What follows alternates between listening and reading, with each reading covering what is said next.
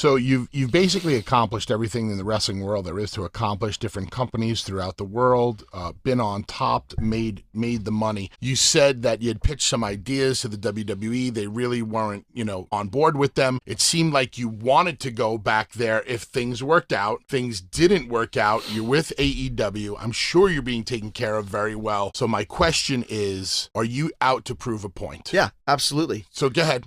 Yeah, I'm out to Give me the Chris Jericho answer. Tell me the point you're trying to prove. I'm out to prove a point. Like I said, it pisses me off that, and it's not in a bad way, but like I said, being second on that WrestleMania, and I never realized it until I started thinking about it just a few months ago. Like, that really bothered me. It should have been a more focused on match with the work that we had done for it. And that's when I was thinking, like, if I go back to WWE, it's easy. It's the easy way to go. I know what I'm going to be doing. I know where I'll be. And that's great. I can do it for the rest of my career. I don't want that. I want to take a chance. I want to make a difference. I want to do something that by Jericho showing up, people are paying attention. This is the exact conversation we would have about guys like a Punk. Like, if Punk goes back to the WWE, big deal. Right. You've been there and done it. Why don't you go back to a company like a Ring of Honor that gave you your start? Yeah. It'll mean more for the wrestling business. It could make a company. And that's one of the things, like when I went to New Japan, I'm like a bridge, okay? Because prior to this match right here, people knew New Japan, but most fans didn't really pay attention much to it. Then when they heard Jericho and Omega, a lot of people followed. The New Japan World streaming went up 60% when I went to Japan.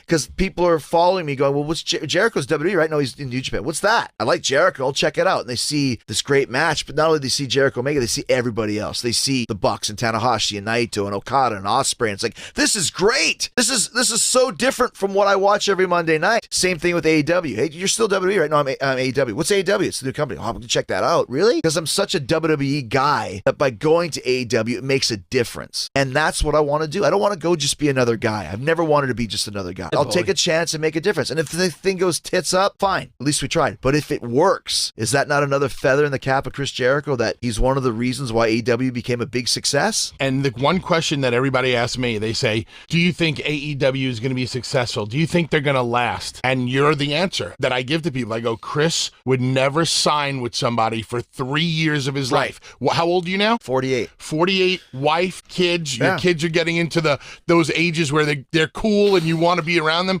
I'm like, he's not going to dedicate himself for 3 years to one particular company unless he knew he had a chance to steal the show and make a difference. Yeah, exactly. And that to me, it means more than just doing the easy thing. Like, I don't want to be that guy. I want to make a difference. And like I said, it's something that's never happened before, and it'll probably never happen again. And in this day and age when WWE is signing everybody, I like the fact that I'm not there. You know what I mean? I like the fact that the Sex Pistols didn't show up for the Rock and Roll Hall of Fame. I like the fact that Axl Rose didn't show up for the Hall of Fame. If I got asked tomorrow, I wouldn't show up because that's what I like to do. It's different, ruffles feathers. It makes a difference. So once again, you always, like I do, relate everything to rock and roll. You have to reinvent yourself, just like Kiss, just like Madonna, just like Bowie. When people said, "Oh, Jericho's like the Bowie of wrestling," I'll take that any day of the week because David Bowie was never the same. He was always good. He was always cool. Some of his music you might not like, some of it you might love, but you respect the fact that he was never the same thing. I like that.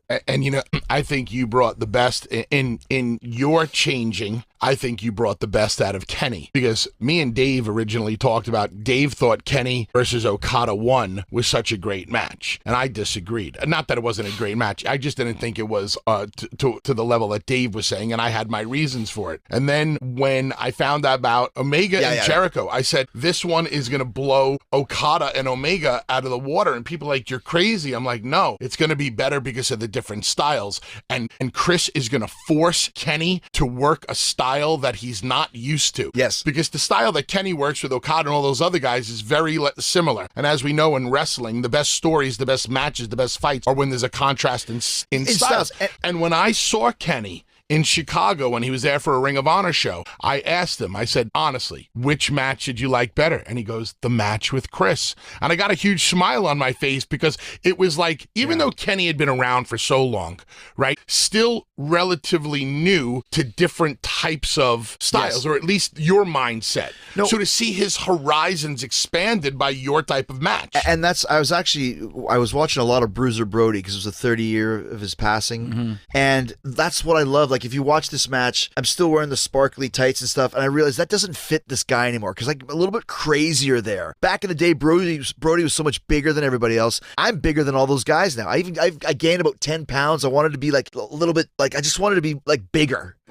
Burly. Like, I know what Japanese respect. And abs, or someone that's burly with a little bit of a gut even, look at Hansen. They respect that, and they're scared of it. And that worked for Kenny, because Kenny, like you said, is working with these guys. They put on these tremendous matches. I could go in there and just punch somebody in the face. That's what it is tonight. We beat the shit out of each other, you know, but that's why it worked, because you have this foreign, quote unquote, this foreign menace coming in, you know, and that's why I put the makeup on. I'm like, oh, let me put some makeup. What does that look like? Why are you doing that? I don't know. Feel like it. And it works, you know, and all that stuff.